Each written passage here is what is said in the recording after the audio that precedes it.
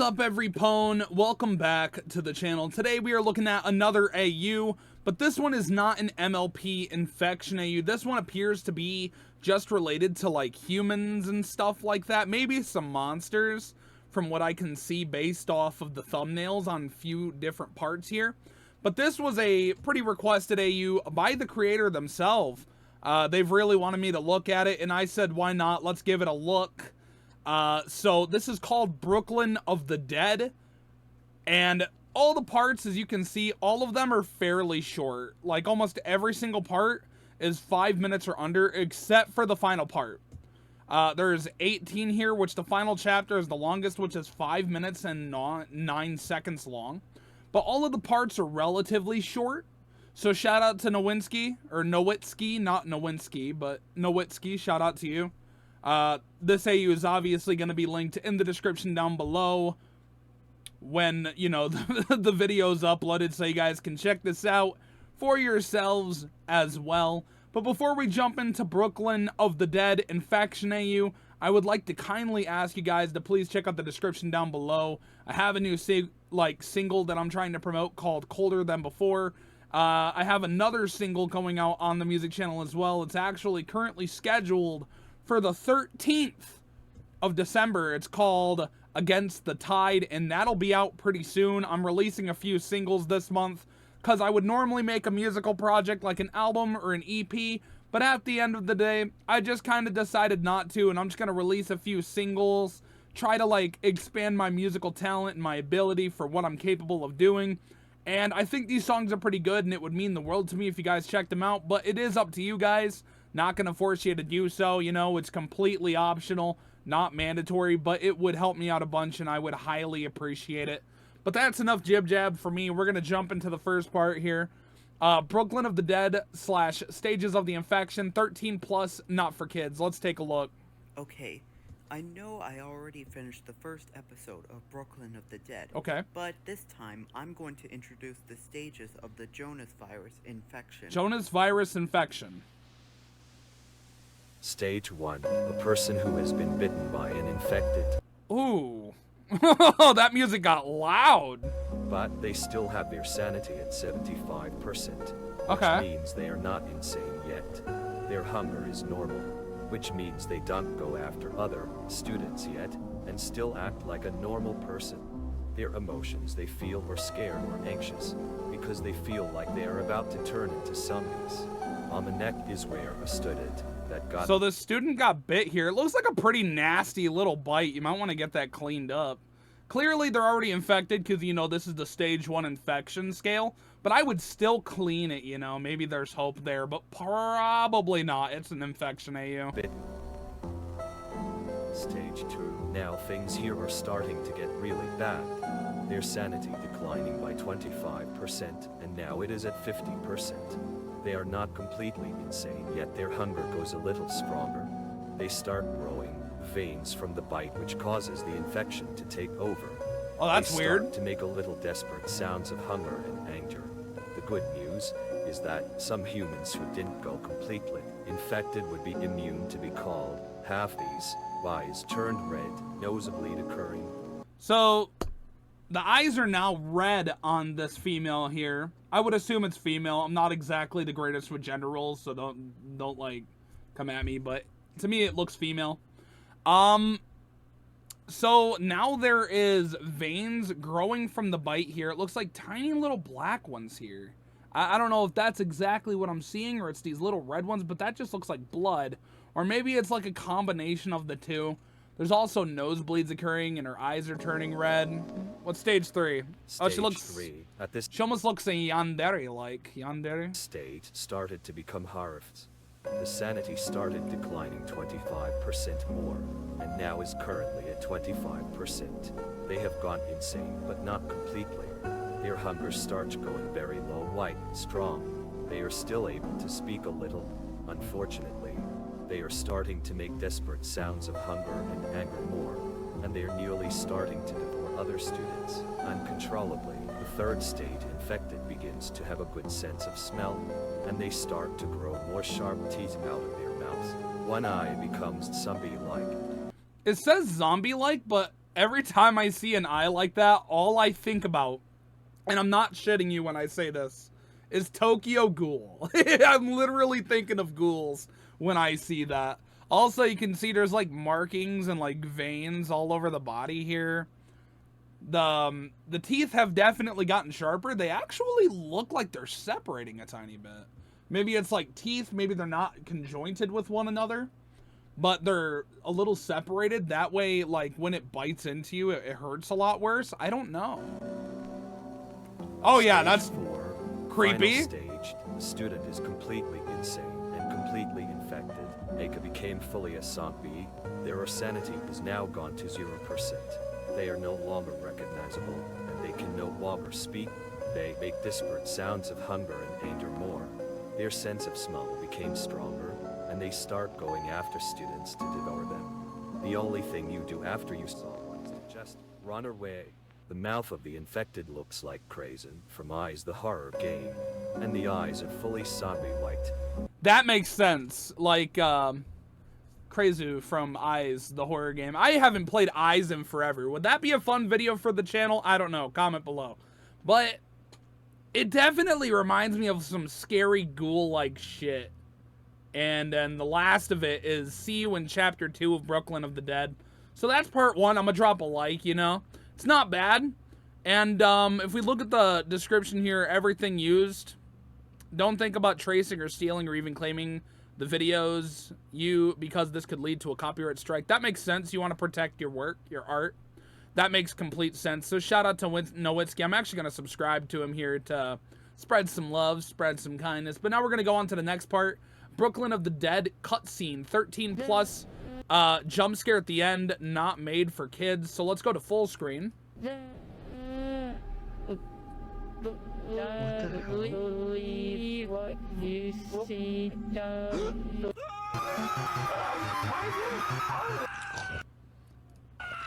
That's really well done, actually. The way it just comes up and eats him. That's kind of disturbing.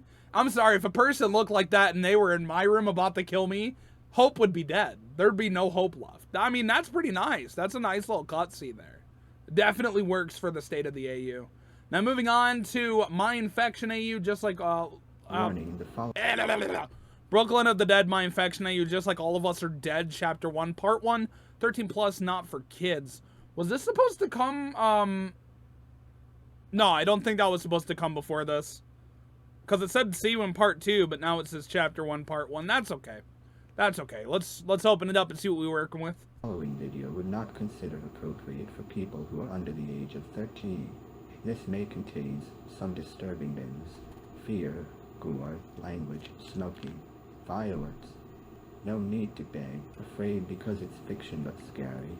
This is a similar version of All of Us Are Dead, but in Canadian version. Canadian? In Chapter 1 would be the previous from back in South Korea. Watch it at your own risk and enjoy.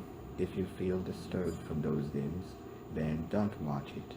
Don't try leaving a hate comment, which is disrespectful.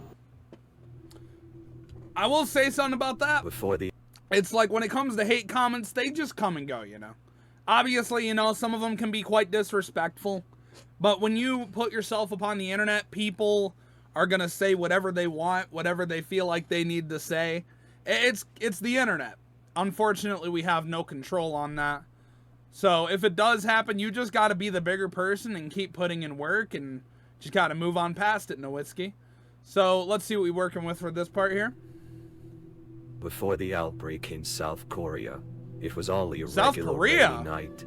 But what happens on the school rooftop is far from ordinary. Jxmie is being bullied by his classmates, evident from the scars on his wrists that bear witness to the pain he endures. He has considered transferring to end this hellish life, but the bullies won't allow it. At the moment, Jxmie, who was being stepped on his space, he pushed away his classmates and stood up. Ooh, the noise! Fooled by desperation, Jxmie fought back and charged at his tormentor, only to be dodged and pushed off the rooftop. The classmates on the rooftop watched the fallen Jxmie with indifference. The next... I'm also going to pause to say something real quick because I want to make a message really clear in this video. I know there's a lot of people who are going to watch this and they're automatically going to know what I'm saying, but hear me out. I am understanding that AI is not necessarily a good thing, and a lot of people are against AI, which makes complete sense. But the person who created this AU is a younger individual, so they just made do with what they had, and they even said that they were not the most proud of using AI for the vocal thing. And the original plan was to mute it and read it, but I gotta be honest, looking at some of the words in here when it comes to like Korean and stuff, like Hyunju, is that how you say that? Hyunju? I'm not exactly the greatest when it comes to reading, so when it comes down to like words that I don't say very often, I might mess it up, so I'm just going with what they made. This is exactly what they made. We're gonna show it exactly how they did. I'm just letting y'all know, I don't think anyone really supports AI like that. Maybe some people in the world do. I see a lot of videos of people using it, like doing this, doing that. But like me, I believe this creator isn't the biggest fan of using it, but they just had to make do with what they had. And I already know there's going to be some people complaining about it in the comments, and understandable. Just know there's no support towards AI here. We're just looking at an AU and that's it, and we do not want to spread hate. We want to be kind. And besides, the story is actually pretty solid, if you can look past that. I think it's only for the vocal reading though. But that's all I had to say for that. Now let's continue. High-Sen High School seemed peaceful as usual. Students practiced archery, sang songs, and Hyunju, a female student, woke up in the science class alone. Why did they not fucking wake me up? Why did they not fucking wake me up? She heard a strange noise coming from the science laboratory. As she went in, she heard it again. Hyunju didn't know where was it coming from. When she heard it again, it was coming from a metal box. Hyunju approached it and opened the box. She saw a rat in a cage. She starts playing with it, but suddenly the rat bit her finger. Ouch, Hyunju screamed. After she was bitten, Mr. Lee came in and saw Hyunju in the laboratory. What are you doing here? Asked Mr. Lee. Kane starts to leave, but Mr. Lee saw drops of blood on the floor and starts to imprison her. What? The next day, the teacher noticed that Hyunju is absent until during class at the door Hyunju came in strange and starts to collapse. She told she was imprisoned. The teacher and the other students took her to the infirmary. The nurse starts using the thermometer to check her temperature, but her temperature is really low. They tried to hold her down when she's acting strange, but she scratched Anja's hand. Hyunju was sent to the hospital. Anja's father told her if she's hurt. Anju replied, "I'm fine," and went back to class. Meanwhile, the nurse came back to clean up the mess. Suddenly she felt pain on the arm and she realized she was bitten. Oh! Her eyes turned red, starts having a nosebleed, body shaking, and then she collapsed. The nurse is now infected, was lying on the floor, convulsing. Oh my god, it's like that one fucking movie, Zombies, dude. What is that one movie? You know what I'm talking about. You know what I'm talking about in the comments. It's like every time you watch a horror movie or you play a horror game, it's like there's different types of zombies. And there's this one movie, and the zombies turn in like less than 10 seconds. It's literally like you get bit, you start convulsing, and you already turn. I don't remember. Was it 21 Days Later or like something like that? I don't remember, but I swear it just reminds me of that because she got bit. She immediately started turning. Immediately, like within a span of a few seconds. It's reminding me of that.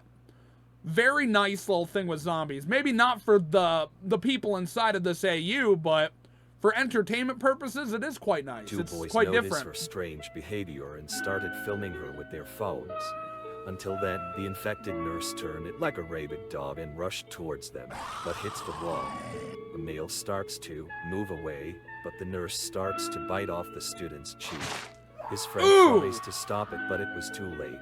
The nurse starts going after him, and the boy starts to turn into a zombie. Blood splattered all over the floor, and then he quickly mutated and attacked a short-haired girl and a boy in another classroom. There were students falling. The infection is spreading! Though the zombies survived the fall, in the cafeteria was total chaos that also includes the outside. The outbreak starts to spread. The whole city of Hyosan. In another classroom, there were survivors, but every time they moved in a different room, one of them gets infected. The whole city was flooded with zombies. The soldiers decided to bomb the city and then did everything. Only 50,000 infected and 10,000 survivors died. Only 6 students survived.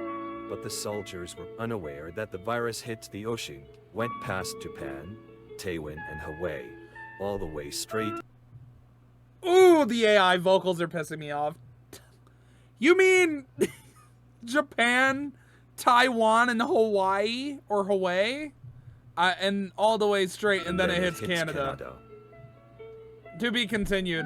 I know I shouldn't let small things like that bother me. The story's great. The story itself is fantastic thus far.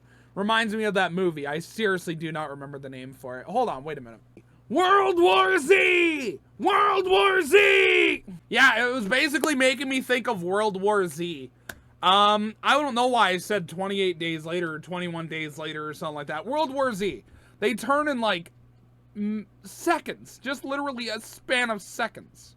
Alright, moving on to the next one. What do we got? We got chapter 2. We already know about the disturbing themes, you know, the fear, gore, language. So we're going to just skip this beginning part here. Afraid because it's fiction but scary. I think we've already seen this. But All of Us Are Dead, but I'm Canadian version. And chapter 1 would be a previous from back in South Korea. Watch it on your own. Yeah, we've already seen it. Risk and enjoy if you feel disturbed from those themes, but don't watch it. Don't try leaving a hate comment, which is oh my god, excuse me. Alright. Let's get it. After the virus hits Canada, it only infected one Canada! of the animals. It was Canada! the bat who has the virus. Meanwhile, there was a cave worker entering the cave, looking for an animal for students on a school project. Suddenly, the bat starts flying near the worker until then, gone. The worker caught the bat in the cage and left the cave. He went to the airport to bring it to school. Music's cool. Crew said, "Why are you bringing it back? You know it's not allowed." The worker replied, "I'm bringing this to school far away because they are learning about what animals do." The crew replied back, "Not if you say so."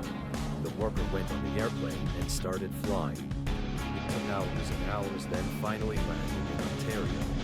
He went to his car, started driving. It took him like 40 to 15 minutes, and finally, he made it to the... He went inside, but no one was there. The worker went upstairs to the science laboratory. He placed the bat on the counter and left. The next day, Brooklin High School was calm and amazing as usual. Students did visual arts, culinary arts, gym, design and clothes, wood building, and more. You know, I don't want to be here all day because I do got to leave in a little bit. Right, I got some other stuff to do, so I'm just going to read it. You know, we're going to make it pass just to try to make it a little quicker.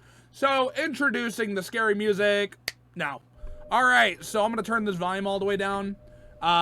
Brooklyn High School was calm and amazing as usual. Students did visual arts, culinary arts, gym, designing clothes, wood building, and more. Bell rang, which means class movement to period 1 class. In another class, there were 2 boys on their phones playing. Suddenly, the news starts to pop up. The news started talking. Breaking news. Back in South Korea, there was a zombie outbreak in the city of Hyosan. But thankfully, it was bombed. That's abrupt. Okay. I mean, it makes sense. That's what happened in, was it Dying Light? They were going to get bombed in, what was it? Iran or something like that? Is that where Dying Light took place with the zombie outbreak? I don't remember. Another bad thing is that the virus hits the ocean, infecting another country. Please be safe. Also, this bat up here is so fucking cute. Like, he's evil, but he's so cute. I want to give him little head pats, you know? He's so cute, dude. Excuse me. What? This can't be fucking true. Sounds like fake news. They're also trying to scare people. Also, zombies don't exist. We only see it from movies and shows. The boys didn't believe the news. Bell began to ring right now. Class is in session. First and a quarter hour later, the bell rang and it's period 2 starting. In science class, Miss Krokenstall was teaching about animals and what they do. After 1 1/4 hour, the bell rang. It was lunchtime. When everyone was about to leave, a male student, Emmett, heard a strange noise coming from the laboratory. When no one was around, Emmett snuck into the laboratory and saw a cage shaking. When he opened it, it was a bat in the cage. Emmett started playing with it, but suddenly the bat bit him. Ow! Emmett screamed, but then one of the teachers came inside. So what you're saying is Emmett's a dumbass. Emmett's stupid. Why would you play with the bat in the cage, dude? That's a wild little creature that feels threatened because it's caged in a small area. It's going to defend itself. Plus, it's infected. So, like, I don't know. Emmett did not make any great choices there. The female teacher said, Emmett, what are you doing here? Emmett replied back, this bat just bit me. Emmett was about to leave. The teacher told him it's too dangerous, and then Emmett was grabbed, and he'd been imprisoned. After that, the bell rang. It was home time. Everyone left except Emmett, who was locked up in the laboratory. The next day in period 2, Miss Crokenstole, I seriously think that's how you pronounce it, but I don't know, noticed Emmett was away during class until the Emmett came in and collapsed. So it's very similar to how the story went in South Korea. Although, why was he imprisoned? Why was he in prison? I don't know. I don't think schools do that to kids. They imprison kids for getting bit by something? I don't know. I don't know. It could be a different dimension where things are done completely differently. Laws could be different, so maybe they had the right to do so in order to protect and keep everyone safe, but also keep him safe in case he had like a disease transmitted from the bat, so they wanted to like keep him in an area to make sure he was good.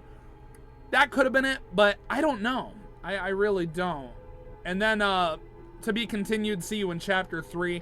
I gotta be honest, this part's pretty nice too, but it's very similar to the first part. Very similar with how the South Korean thing started. So we're gonna move on to the next part. It's not a bad part of the story, but I would like a little bit of difference, a little bit of extra added stuff in there to like increase like quality of things that happen, because it just kind of felt like we kind of just went back and read the first part already, just this time in Canada and not in South Korea. And we also learned Emmett's not exactly the brightest crayon in the crayon box. But we're gonna go to the next part here. So I'm gonna go into full screen and we're gonna scroll because we've already seen the warning. So there's the title card, Brooklyn of the Dead, chapter 3, the infection. This is gonna make it go a lot quicker, by the way, so we can actually enjoy the story. After Emmett collapsed, all his classmates and Miss Crokenstole freaked out. Miss Crokenstole said, Emmett, what happened? Are you okay?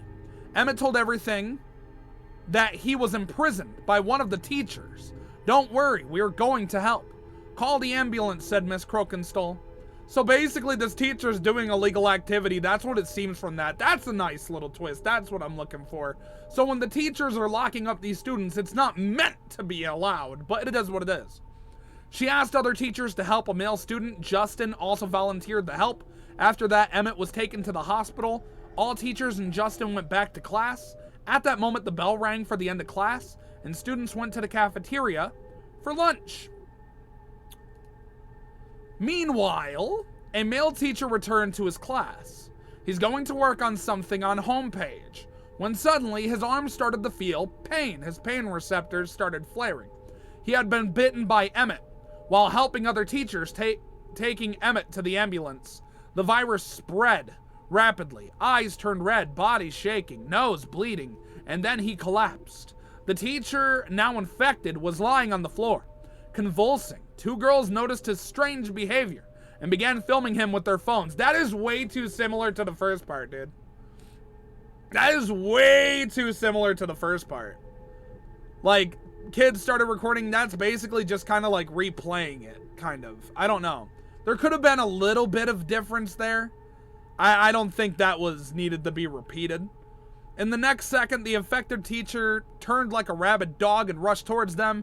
The female student was taken aback but felt more amused, and it wasn't until the school teacher bit one of them that she realized it was not a joke. And then everyone ran away. The girl starts to turn into a zombie, blood splattered all over the floor, and then... So I gotta say something first before we go to the next part. Even though it is similar and I would have liked to see something different, who's to say it doesn't make sense? Because it does make sense, you know? Kids see something crazy Nowadays, they're not trying to help things. A lot of kids will just pull out their phones and start recording, and kids don't care. People don't care. I don't know, man. I guess it is realistic. It is a realistic thing that could happen if an apocalyptic, like, setting were to happen, especially if it was, like, World War Z and Ghouls combined. It would make completely sense. It would completely make sense. So, like, yeah, it works out. And then a bunch of kids start dying. You know, it was bound to happen. She quickly mutated and then immediately goes after a boy on the desk and girl behind the window in another classroom. Everyone ran for their lives at the outside. There were students falling off from the windows, even though the zombies survived the fall. A female student, Isla, was walking through the hallways. When she's on her phone, unaware of the students running in the halls, screaming and panicking, suddenly a girl student gets bitten by getting the zombie hug. She doesn't know that students are running away from the zombies until Luke came. And what? Luke told Isla we have to run away, but the zombies started chasing them. The spread of the zombie-like plague rapidly engulfed the entire hallway and almost no one survived. The places it reached at the cafeteria. 2 students, Aiden and Nikki, were talking while walking. Aiden was about to leave the cafeteria while Nikki felt dejected. Until suddenly, students started running to the cafeteria like a human stampede. The students who were locked outside tried to open the door, but unfortunately they broke the door and then hit the floor. There were a lot of students on the floor trying to get up and run, but suddenly Aiden saw zombies going after a boy. Aiden tried to run but kept being knocked over. A girl student knocking over a zombie off, and Aiden saw a boy student getting bitten by a zombie. A zombie girl looked at Aiden, starts running towards him and falls, and looked at him, creepy, while blood drips falls. So, this poor Aiden guy, bro, is just chilling in the cafeteria, and he starts getting chased by a female zombie. Yeah, that's gonna happen when they want something to eat, you know? It's just gonna happen, and I believe that's the last part.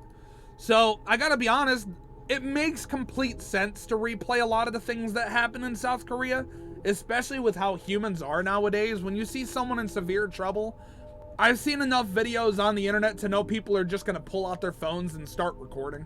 And it's unfortunate, but it's basically just how it works. It's how life goes. It's how things are. It sucks, but you get used to it. So it makes complete sense the direction that they're going. I just personally, like a personal thing for me, would have been add a little bit more to it. Make it feel like it's a little bit more in depth. A little bit, there's more to notice, more to pay attention to. Now we're moving on to the next part. And I'm gonna skip to the title card. Where is it? There it is. Got this creepy picture of this girl here with her sharp ass teeth. Chapter 4. There is a trigger warning for gore, deaths, mutation, and horror. Alright, meanwhile outside, there were 2 girls doing a dance on TikTok. Okay, that's highly realistic. It really is. The other 3 are filming it. Looks like they were having fun. One of them said, "You're doing amazing." But suddenly, there were 2 boys running away screaming. 5 of them, on the other hand, noticed that the zombies are coming. After that, they started to run from it. But one of the girls got bitten. Back at the cafeteria, it was a complete, total chaos. In the kitchen, a female student was being chased by a zombie. She tried to avoid it, but sadly, she got bitten. The school chef tries to hit the zombie from biting her, but it was too late to save her. The fire started to spawn from the oven. One of the chefs tried to put it out, but was knocked over and bitten. Ooh, there's a lot going on there. Definitely a lot going on. When Aiden was almost about to get bitten by a zombie, Nikki grabbed the zombie up to stop biting Aiden and threw/knocked it over and hits the table. They both tried to find a safe place to hide, but there's too many people in one room, so then they hid under the table. That's probably not going to work very well. Nikki tells Aiden if he's okay. Aiden told that he's fine. They noticed there's another student hiding with them, so they decided to help him, but they were unaware that student is bitten. Suddenly, they were hit by a girl student after they fell. The bitten student turns into a zombie and tries to bite Aiden. Nikki grabbed him and threw him on the floor. while two of them were about to run. The two bump into a girl receiving a zombie bite near a corpse. The disaster came too quickly, leaving no time for preparation. Yikers, man, yikers. All these kids are getting dead. That's what happened in here. And that picture's creepy as shit in the top right corner. Meanwhile, at the other end of the cafeteria, a female student dies and turns into a zombie, like very scary. No one in the cafeteria was able to survive from getting bit. In a flash, the cafeteria was in complete chaos. Nikki managed to protect Aiden and they escaped through the cafeteria outside entrance. However, outside was no better. When they saw a girl student bitten by a zombie and with zombies all around, the outside of the school property was way worse with zombies all over. Okay. Running would only lead to a quicker death, so the wisest decision was to hide. But suddenly, a truck drove by hitting the zombies and smashed into a wall. Aiden helped Nikki to get on his shoulders to reach through the broken window on the second floor.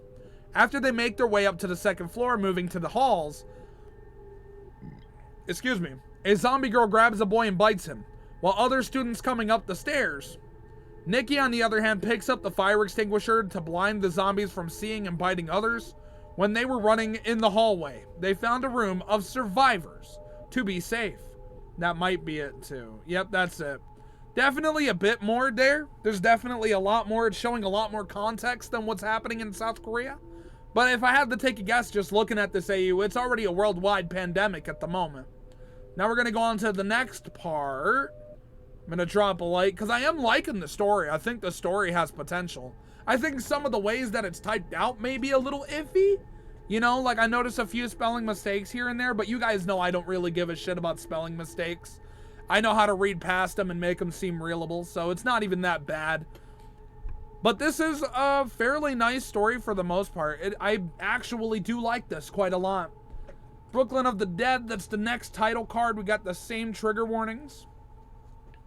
Aiden, Nikki, and their classmates returned to the classroom, where a few other students had sought refuge immediately after Connor came to take refuge. Luke and Isla also came in through another classroom. Connor came up and started speaking. Something's happening in the village of Brooklyn. In school with zombies all around, this is just like all of us are dead. Meanwhile, simultaneously, Emmett, who had been taken to the hospital for examination, suddenly regained consciousness, his body folding in a bizarre way.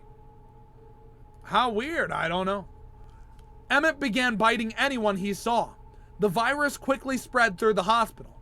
Back to the class. Students hiding in the classroom found cell phones that belonged to Noah, who was here with him. He decided to make an emergency call without unlocking the phone soon, and handed it over to Aiden. The call went through, but when the officer on the other end heard about zombies roaming around the school, immediately dismissed Aiden as crazy. I don't know. I feel like there's something that contradicts that.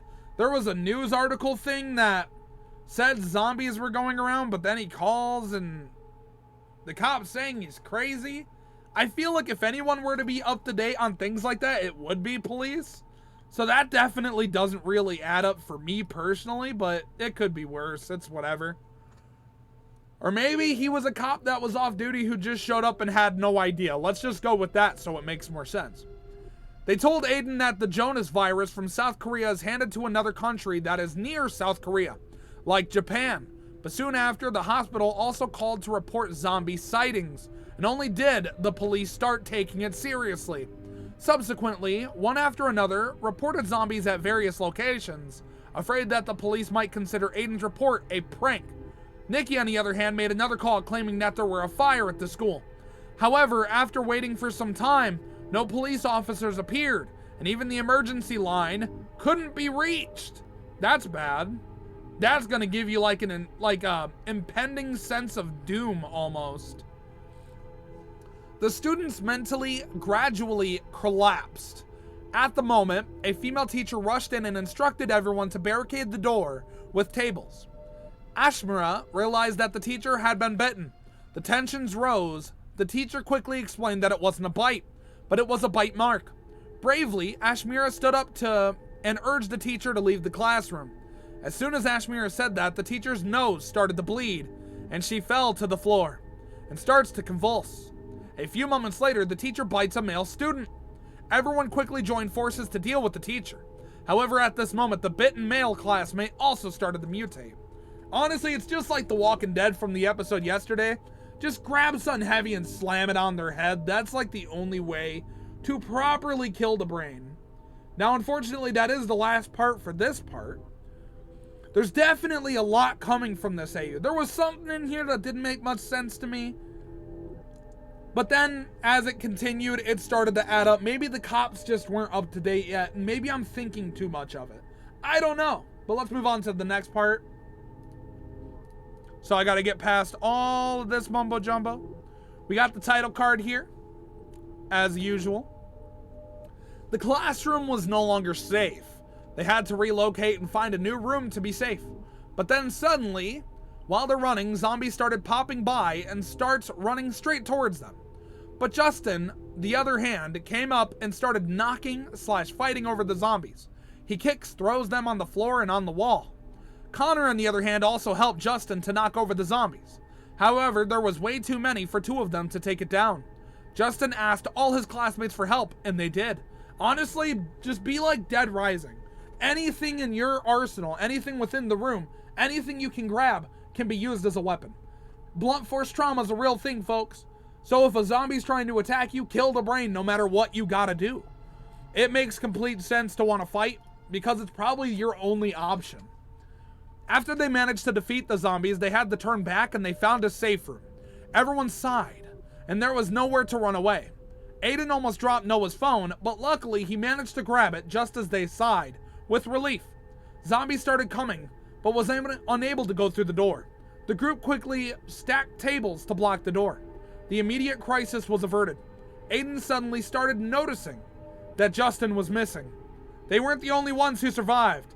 There was a teacher, Miss Parker, who is stuck in the main office. Hopefully she survives, but I don't know. So, had I skipped something? Because heard? No? Heard students screaming and saw some students being bitten in the hallway. Miss Parker spotted students running away. "Are those zombies?" said Miss Parker. Suddenly, she saw a black zombie girl, grabs and bites a boy on the shoulder while his friends abandon him. Aw, poor girl. Miss Parker, on the other hand, decided to find somewhere safe to hide. Okay. Is that it? Nope, there's more. Then Miss Parker, her voice coming from the speaker. It was the principal's voice coming through the broadcast, warning that some students had lost their sanity and became extremely aggressive. She advised everyone to hide and wait for rescue. After the broadcast, the hallway briefly fell into silence. Noah came up to Jxmie and started chatting with her. But Jxmie suddenly noticed that Noah's hands were cold, which means something's wrong with him. His nose is bleeding, by the way. That could be a big sign that his life is not promised for long. Hey, look at that, Nowitsky. Your video has 6-7 views. 6-7! I don't know. I really hate that meme. I don't know why I even joke about it, to be fair. It's so dumb. But anyway, not a bad episode at all. Let's move on to the next one. Got the title card. I just skipped the title card, I guess. Title card right here. Going to full screen. Let's see what we're working with. Noah's nose starts to bleed. Jxmie noticed that Noah is bitten while trying to fight off the zombies. Even though he denies it, unfortunately Noah's eyes begin to reveal the truth. Suddenly, Noah begins to collapse and starts to convulse, which means Noah is turning into a zombie. His bones started cracking when he's starting to stand up. Colton quickly pulled Jxmie away. Within seconds, Noah starts to rush towards. Colton stood up to protect Jxmie, not wanting to harm Noah. But that isn't Noah anymore. I need to take a drink because my mouth is getting dry.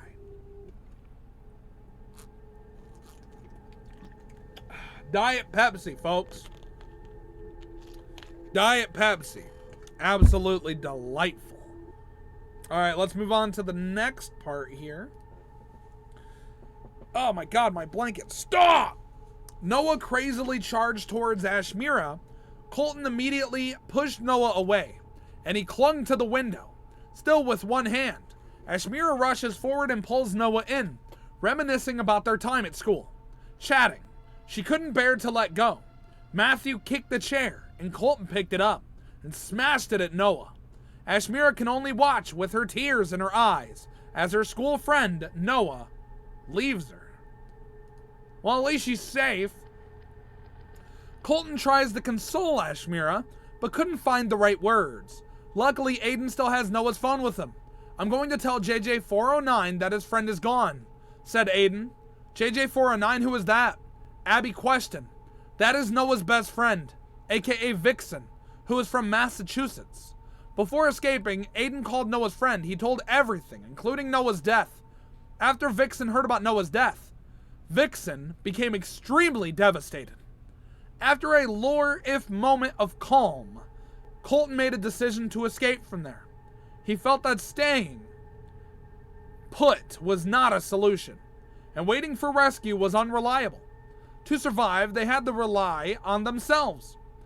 Aiden takes a rope from the cabinets and prepared to go down from the window in the main office.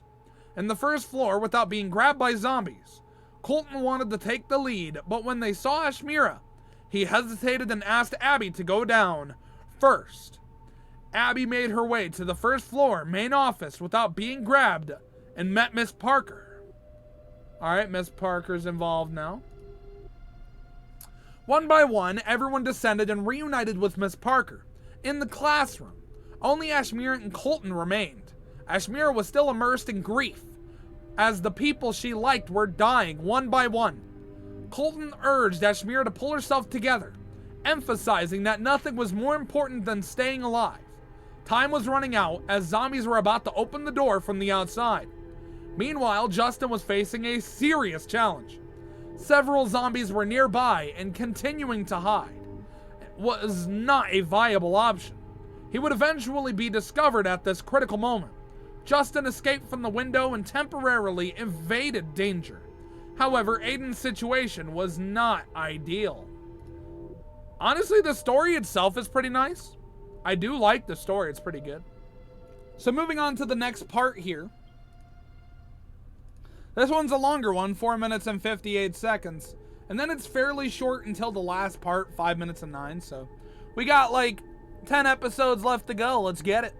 So we're going to skip to the title card, you know. Got the title card right here. Jxmie had not yet reached the main office, but the zombies were quickly closing in. Ooh, just as Jxmie reached the main office, the zombies stormed in.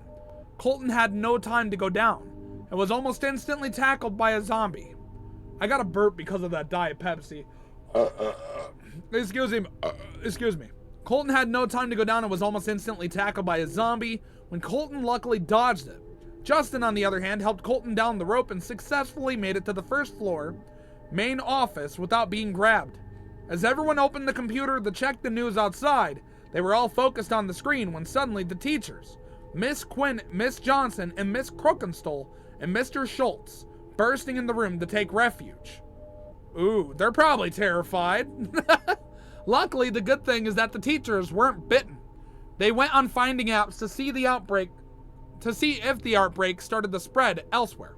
Suddenly, it got worse. The virus infected another school called Brooklin Village Public School. Aiden said, no, not the elementary school students. Those are just kids, man. They're young kids.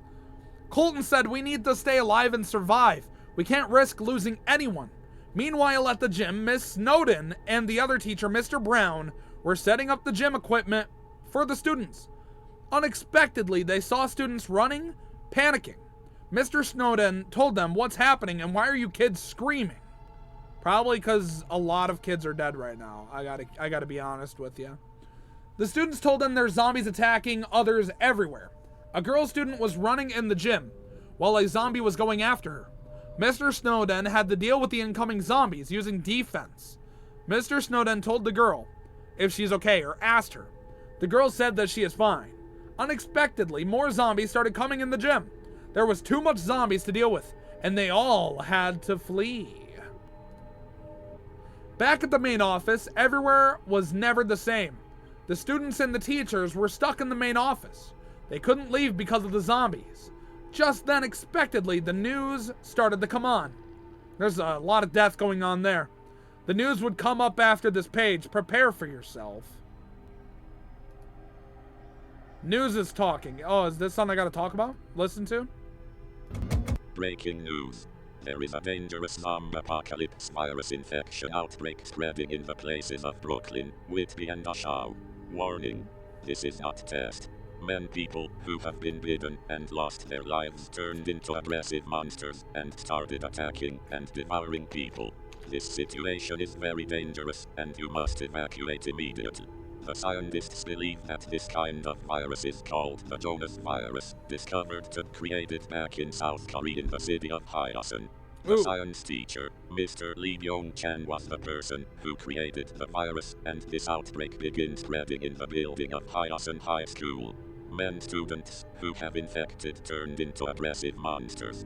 This happened back in the year of 2021 to 2022, simultaneously tests happening in the region of Durham in the year of 2024. If the person who is infected, you need to ask them to leave before they get aggressive, unless they are in stage 2 when the virus stopped spreading due to hypothermia. The Jonas virus has 4 stages of infection. Stage 1, just bitten but lost a quarter of their sanity. Stage 2, eyes turning red, a few sharp teeth coming out, nose bleeding, somewhat sane with half of their sanity.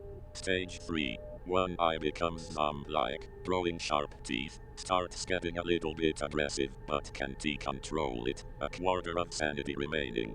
Final stage, complete insane, sanity gone, desperate sounds of hunger and anger, mouths looking like crasu, eyes full zombie-like. If you were hearing this, you must take action and evacuate this instant. If you see an infected, hide somewhere immediately, or run away as fast as you can if they are chasing you. For survival, snacks and an aid kit are necessary. If a person with you is bitten, do something to stop the infection before it is too late. Thanks for listening and stay safe. Oh, the jump scare! Believe what you see.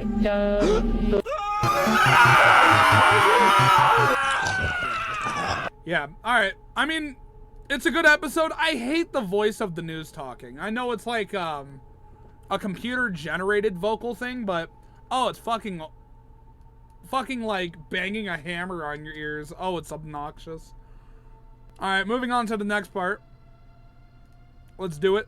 We gotta get through this because I got stuff to do later today. I didn't expect I'd be here this long. Oh my god! Oh, well, you saw the title screen. You saw the title card. At night, back at school, the whole school area was surrounded with zombies and corpses. At the main office, Colton spotted food in the room. He suggested everyone it's necessary for survival, so they avoid dying from starvation. It's getting late and everyone in the office couldn't keep their eyes open and began falling asleep. So they have some food. It looks like a pear, looks like an orange or grapefruit slice. That's a big ass kiwi and like a small ass dragon fruit. The next day, the outside was now silent with no screaming from anyone, and worse, with zombies outside, but there was no sign of the rescue team coming. Meanwhile, the people in the weight room, Mr. Snowden, Mr. Brown, and the girl student decided to relocate to the main office because Miss Parker was there. In the main office, the group didn't make any rash moves, as they had too little information. They understand that they needed to grasp the situation outside before deciding their next course of action. On the other hand, Aiden has Noah's phone with him. When he was about to call for rescue, he noticed that the school has bad signal or Wi-Fi. Justin and Aiden were about to leave the main office, but little do they know, zombies started going after them. Both Aiden and Justin begin to run, while both are being chased by zombies. Luckily, they managed to find a room to be safe, which is the stage, the drama classroom. Little do they know, both were unaware that Mr. Snowden, Mr. Brown, and the girl student named Maya was killing the zombies. Gotta kill them to survive. While all this happened, the main office remained peaceful. Suddenly, they saw a helicopter flying by. but sadly it didn't come to rescue them. They realized they could only rely on themselves to face the severe challenge. Meanwhile, the government took the situation seriously and issued 2 of the orders. 1, to contain the virus before it hits other towns. 2, help rescue the uninfected population. The teachers looked up the news on the phone, but something got worse. The virus begins to infect Whitby and Oshawa. Ooh. I believe that's it. So, I do like this episode. Some really good stuff here. This needs more views, though. 28, come on now. Come on. I get it.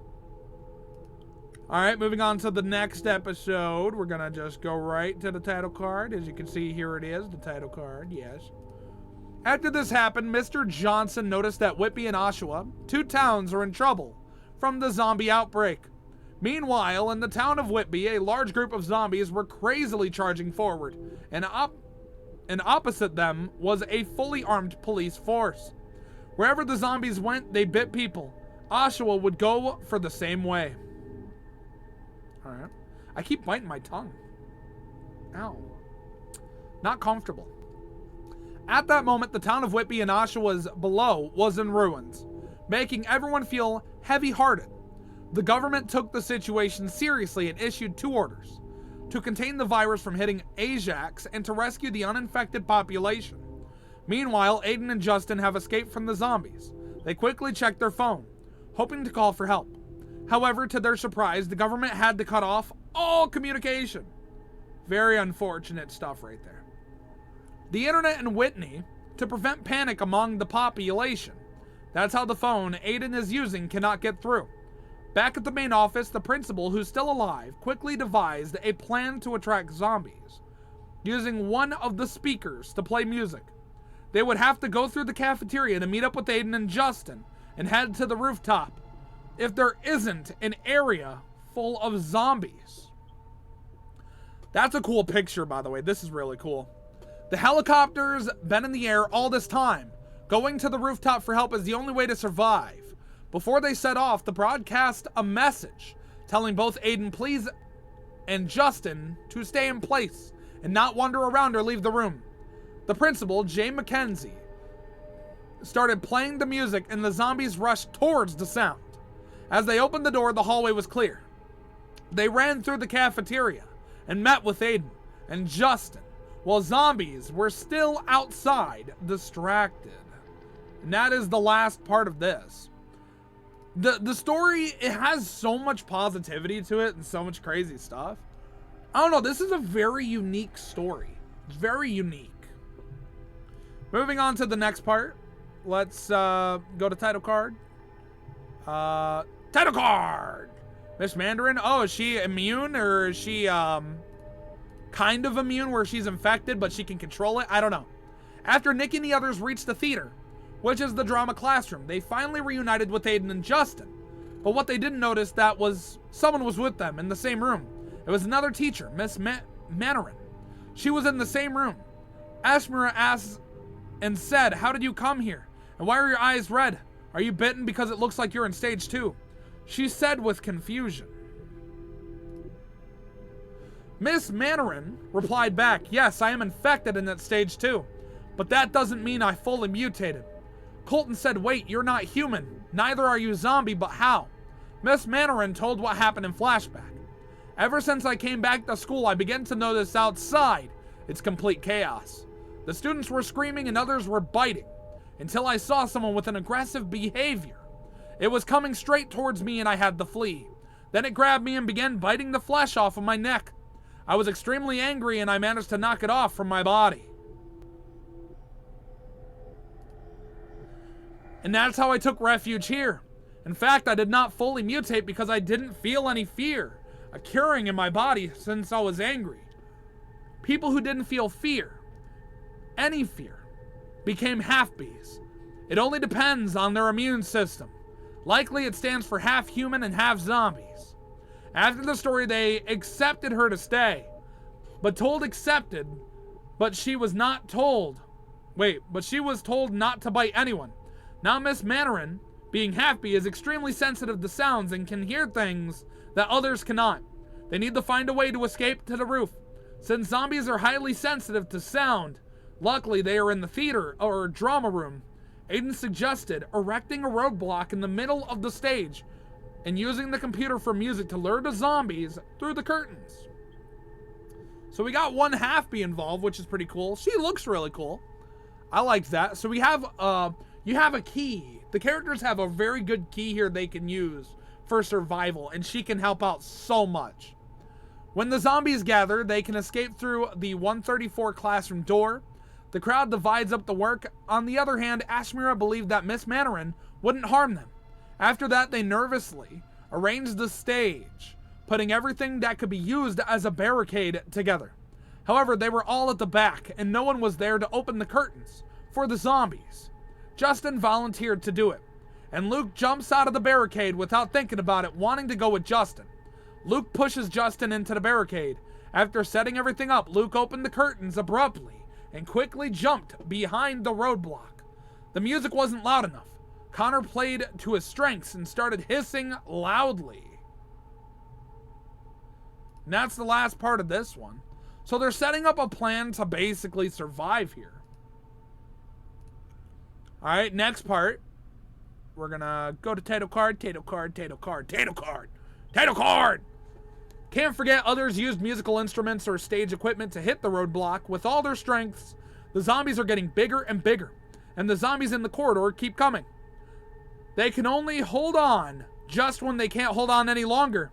When the zombies finally finish gathering in the building, they quickly escape through the 134 classroom door.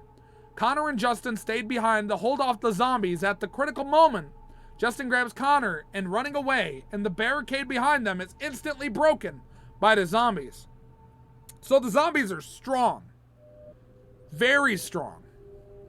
Fortunately, everyone managed to escape successfully. Justin's group arrives at the top floor, but the door is locked. The principal had to unlock the door, and they successfully made it to the rooftop, but the helicopter hasn't come to rescue them. Meanwhile, Mr. Snowden, Maya, and Mr. Brown were in the storage equipment storage room. The three of them were putting on armor to protect themselves from getting bitten by zombies. Also, I like how you look at the picture on the top. All the characters are there, and it shows the half-bee girl, the one of the teachers, right here, keeping them safe. That's really lovely, actually. I love that. Back at the rooftop, the group used items on the roof to put up a distress signal in the hope of being rescued. As night is approaching, they want to make a fire to keep warm. So they used the principle of drilling wood to make fire. But after a few rounds, they saw a few sparks, but it wasn't enough. Then Miss Crokenstole took out the lighter from her pocket. The crowd was dumbfounded. Luckily, she said she doesn't smoke. Miss Crokenstole told the group it's better to use it when they use the lighter. They successfully lit a fire on. At nighttime, the group of survivors gathered around a bonfire for a heart-to-heart conversation. Okay. Oh, there's another news thing or something? I was about to say, I hope not. I don't know. The group was thinking of a song in front of the campfire. Nikki said I could try, and then she started singing, and everyone else. Full picture. There's the singing part. I don't know the song. When's everything... I don't know if it's copyrighted, so I'm probably not going to play it. But yeah, it's just like singing a song around a campfire. It's cool. And we got a few sleepers here. They're doing all good. They're doing all chill. I mean, it's not a bad episode. It's really good. I wonder if this is copyrighted, though. Yeah, it is. Look at that red armor. Yeah. I had a feeling. I had a feeling. I'm smart about that. I knew it. But anyway, let's go to the next one. Now we got the next part. We got 5 more parts to go after this. This is taking a lot more time than I thought it would, honestly. The first part I recorded on this, because I took a little break for a minute to get a breather, because I've been talking so fast, was 48 minutes long! These episodes are all like 5 minutes and under. How have I been here for 48 minutes? I don't know. It's wild. Absolutely wild. Oh, well, at least you guys got content to listen to. But yeah, that's the title card. Let's take a look at what we're getting into. Meanwhile, the research facility was accelerating its efforts to identify the virus type and source. Only then they could develop an antidote. But so far, they had no results. Even more strangely, every time they conducted tests, the virus structure changed, as if it were evolving. At this time, a soldier reported to the commander that a rescued policeman had some understanding of the virus earlier. The policeman told the other police officers about the video, which seems to be created 2 years ago. The video that was created 2 years ago belonged to Mr. Lee Byung-chang. The policemen and workers started listening to the video about the laboratory at the school that contains methods to resist the virus. We found out how this happened. Unfortunately, it's not easy. If they could find a cure, they suggest asking people who are from South Korea if they know about it. The incident. Okay. Oh, this is a long part. The commander sends a team of Brooklyn High School immediately after receiving the information. Back at the school, people are sitting around and talking. A helicopter is flying in the distance, and they try to attract the rescue team's attention with the fire. The rescue team landed on the rooftop to check the situation and ordered them all to lie down on the ground to check everyone's status. The body temperature of students and teachers were normal. But then when it was Miss Mandarin's turn, her temperature showed 33.5 degrees Fahrenheit, showing that she's in stage 2 of the infection, but has full sanity. Her eyes showing red, has control to make desperate sounds of hunger and anger. The rescue team assumed it was just hypothermia and didn't suspect anything. Unfortunately not.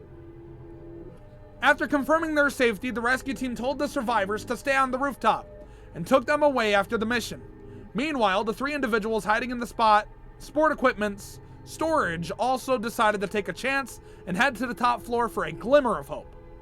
Only heard a bang from outside. The rescue team broke the window and swept the zombies up in front of them.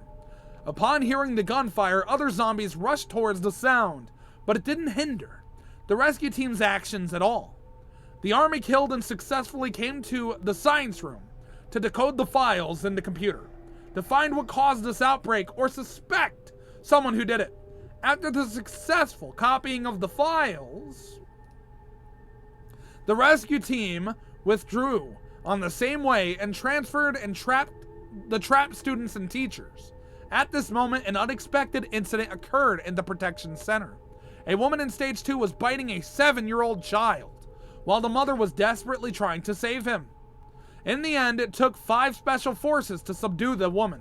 According to experts' judgment, the woman was an asymptomatic carrier of the virus, which meant some infected individuals couldn't be distinguished from normal people. So the commander ordered the abandoned rescue of the survivors to ensure the safety of the people concerned. Upon receiving the order, the rescue team had to put the students and teachers who had just boarded the plane back on the ground. Oh, man.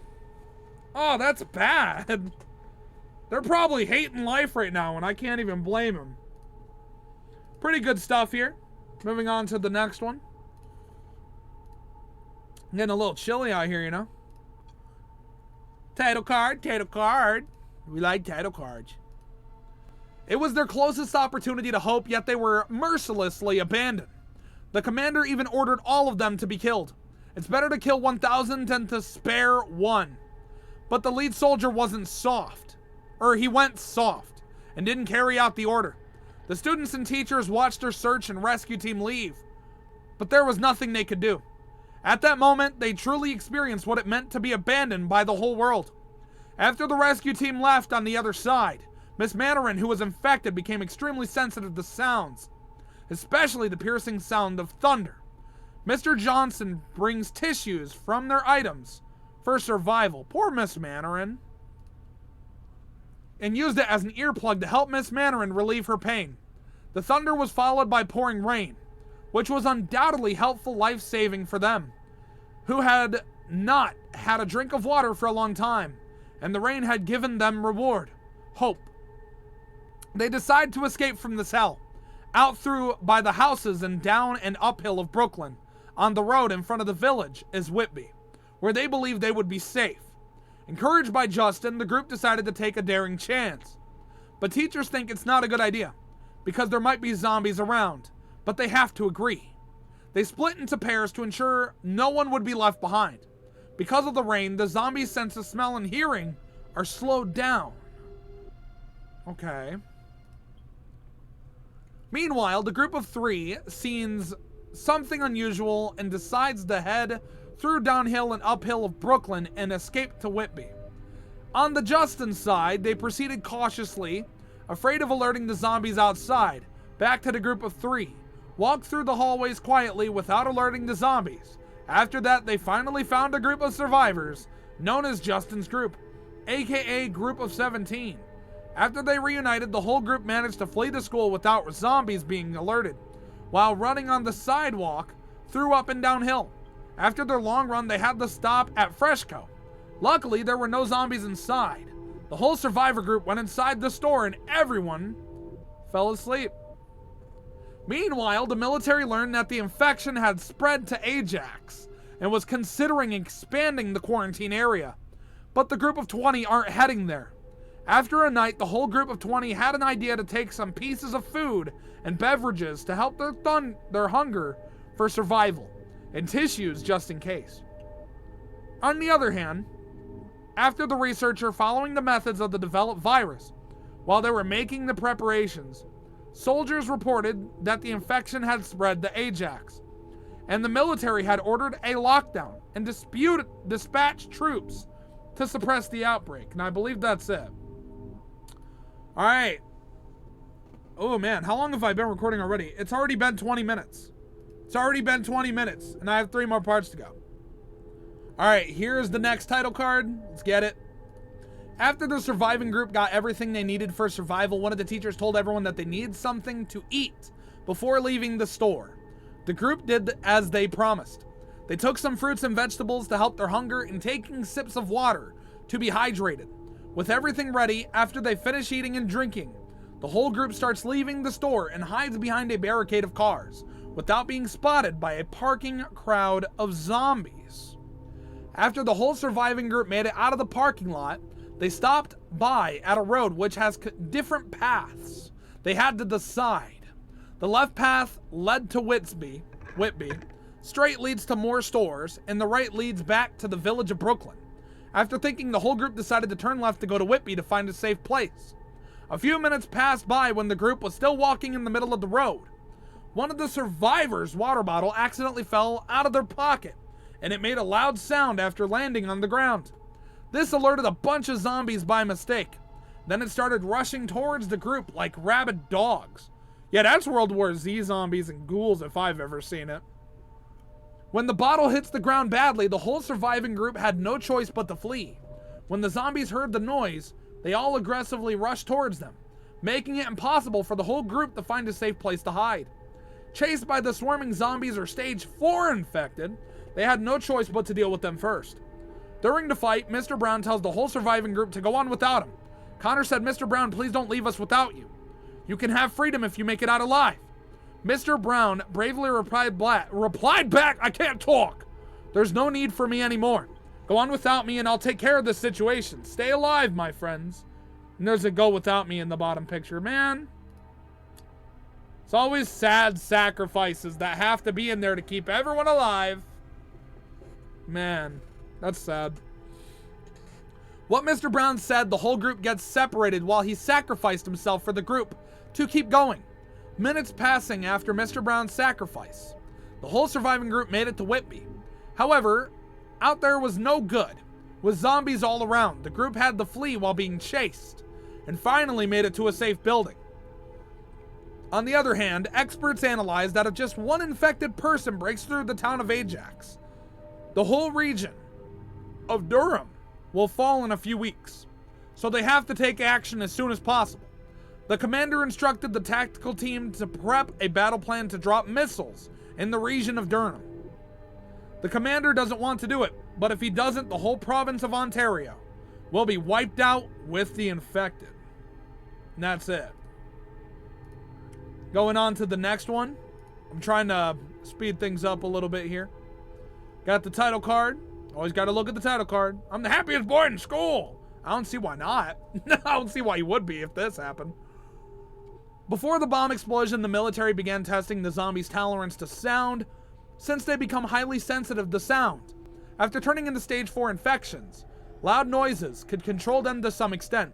They found that the zombies had the greatest response to 20 kT/LZ sound waves. The commander decided to install sound wave emitters on drones to attract the infected. When the zombies gathered at the target locations, they would launch missiles. There were 8 target points, including Brooklyn High School. There are over 300,000 people in Durham. Over 175,000 have escaped. Less than 55,000 infected. And 55,000 infected casualties and less than 25,000 uninfected or asymptomatic. Attracting the noise to some infected people who are not yet insane or a little bit. But the looks come in different ways and sometimes hearing. So you got healthy, stage 1, stage 2, stage 3, and stage 4. Stage 4 is just like, you're done, brother. You're done. You're dead. You're gone. You're not you anymore. The commander ordered continuous evacuation broadcast before launching the missiles. Back in Whitby, the group was now trapped inside a building with no chance of escape, but they didn't give up. At this moment, Miss Mandarin suddenly hears a sound. It's a military broadcast for evacuation. The military warns the uninfected people to leave the designated area to avoid being bombed. This is a public announcement. Explosives will be detonated at the Willowbrook Park, Winchester Public School, Whitby Intersection, Alexandra Park, Brooklyn High School, Durham Flight Center, Durham College, and Oshawa Center. If you hear this, take shelter inside. Each underground garages, basements, or even any building that is bombed proof. So they could die. Definitely could. The news is a terrible blow to Justin's group. The military won't give up bombing just because of a few of them. After hearing the news, the group had to leave the building so they would have time to escape the bomb explosion. At that moment, a zombie rushed towards Peyton and pushed her towards the ground. Luckily, Aiden came and grabbed the zombie for the fence.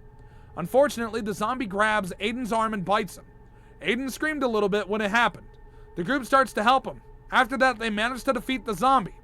Aiden, knowing he will mutate because of the bite, since he started reaching stage 1 of the infection, he decided to go tell the group to go without him and lure the zombies away, so his friends can escape.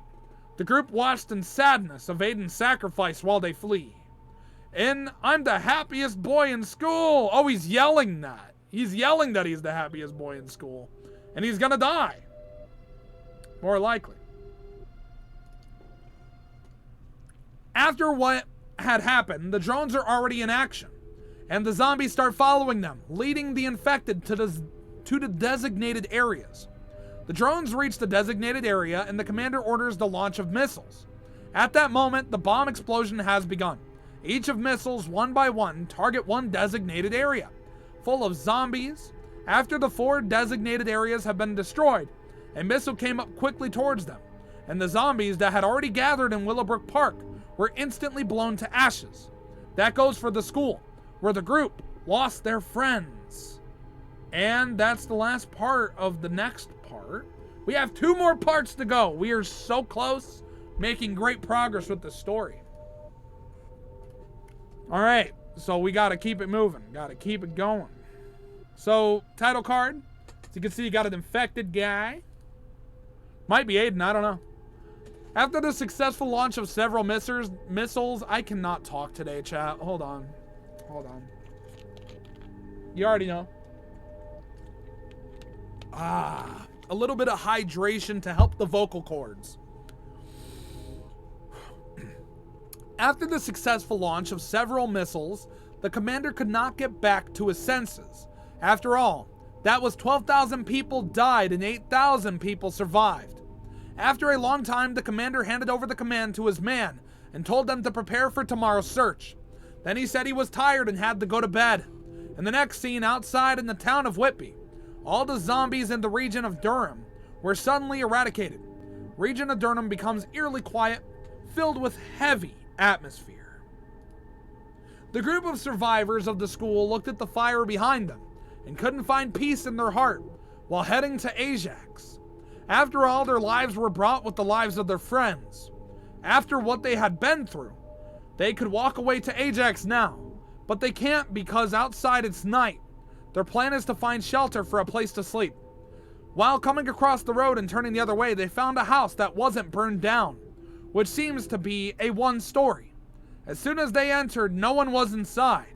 It means the house, they have it to themselves, and it looks very snowy too.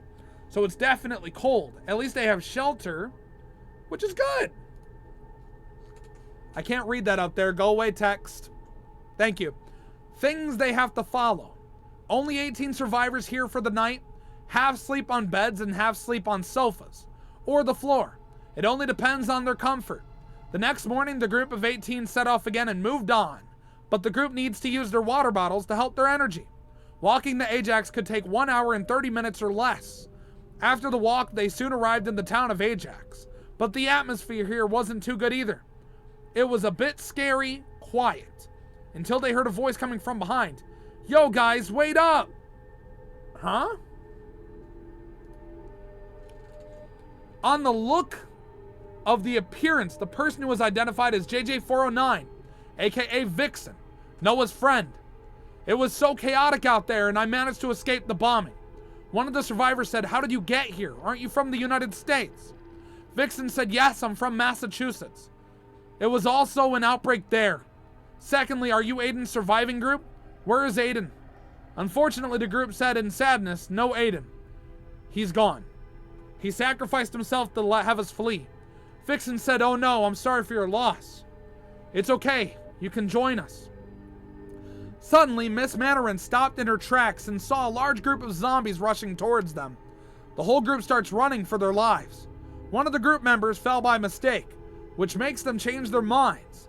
They decided that running away wouldn't solve the problem, and opted to confront the zombies head on.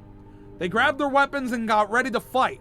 After a short period of calm, a large wave of zombies appeared, and they immediately went into battle. The fight was extremely challenging. At that moment, during the fight, Peyton got bitten by a zombie to protect Isla. Seeing her friends mutate can't do anything, Miss Mandarin doesn't hesitate to finish her off. She has to do what she has to do, you know. Zombies, they'll turn on you. They'll get you. Is that the last part? Yeah, that is. That was a very long read. That's a very long reading session here. Now we got one final part. It's the longest part. We're going to do this. So we're almost done with this AU, and I'll give my thoughts after. So let's go to that title card. Where's the title card? There it is. I couldn't see it for some reason. We made it out alive. So there's a good ending here. Now, it was not the time to grieve. There were still many zombies left on the road in any place they rush. Isla was still ready to fight with the zombies to the end. But Miss Mandarin tells Isla not to make a fearless sacrifice. Miss Mandarin said we don't have much time to start fighting, because much more zombies are still on the road. And don't even think about going back to fight. I don't want you to make a sacrifice. You can have freedom and hope if you don't fight again, and stay with us. Isla had to agree not to do something stupid. After the conversation of what Miss Mandarin warned Isla about, fighting back with the zombies, the whole group set off again to walk at the end of the line. It was now empty, and one of the survivors couldn't help their tears back when they lost their friends who became infected. Some sad stuff right there. Okay, here we go. We're almost there. Honestly, if this was a movie, I would watch this if it was a movie. I'm going to be honest. Justin and the whole group took time for themselves to walk on the road and finally reach the control area. Before they reached the safe area, they put their hands up to make sure they are confirmed survivors. Up ahead, 18 survivors confirmed. Thinking back on all the bits and pieces along the way, and all the friends lost, not one of them smiles. Most of them started sobbing uncontrollably. But the remaining survivors were happy to arrive safely. I'm the happiest boy in school. Go and survive. Following that was a period of calm isolation, unable to stop thinking about her friends. And same goes for her classmates and teachers from school. They will never forget about them in their hearts. Right here. Okay. Nikki tries finding every miracle that shows her classmates and her friends death from where it shows how they lost their lives. When the miracle says, please stay, don't go. Second, please come back, I miss you. Third, Dad, I miss you, please come back home. That's how I feel about my dad, honestly. I'm not going to talk about that right now. Don't leave me behind, my friend, I miss you so much. At nighttime, the miracles of her friends finally occurred. Vixen came by and also put a miracle by saying that he misses Noah. He couldn't hold back his tears after his friend's death. Before Nikki comforted him. She puts food bags at the bottom of the miracles and says she missed all her friends. After that, she came by and said to him, "I'm sorry for your loss, but I'm sure I can be your friend too, and you don't have to be alone." This made Vixen happy since he made a friend with Nikki and won't be alone anymore. The next morning, the news came out on a large TV, told everyone the suspect of person who caused this whole virus infection outbreak to take over the region of Durham. A man said, "What? Who is the suspect?" The person who announced the suspect that caused an outbreak to infect the whole region of Durham. The evidence was shown it was the first infected was a bat, which came from British Columbia. They identified the person who was a cave worker, who caused it without knowing. It shows the cave worker was responsible for causing an outbreak. Fortunately, the worker has been arrested and sentenced to 10 years for an outbreak because of that. People turn into zombies. 10 years? 10 years? So basically oh my god, 50,000 to hundreds of thousands of people died. It's basically like a terroristic attack, and he's getting 10 years? Whoo! Wow, they were lenient with that man. He'll probably get murdered in prison though, I don't know. In the evening, helicopters were still up in the sky, saving the rest of the uninfected population. Justin went to see Jxmie, who was sitting outside looking at the sunset. Justin said, "Don't worry, we'll be together and never split up." Occasionally, everyone joined in, including her classmates and teacher. Even the parents of them survived and were happy to see them okay, remembering their friends with their memories before they lost hope. In the last scene, the infection AU ends with people behind the sunset. And we got like a little thing here. It's music. I'll keep it muted. So you got all the people looking over the sunset. They lost dozens of people. They lost a lot of lives. But they're still fighting and they made it. The people that fought their hardest to survive, they're good. I'd say there was a positive of, actually no. I wouldn't say a positive ending. I wouldn't say positive. I'd say bittersweet. I would say it had a very bittersweet ending. And now let me explain.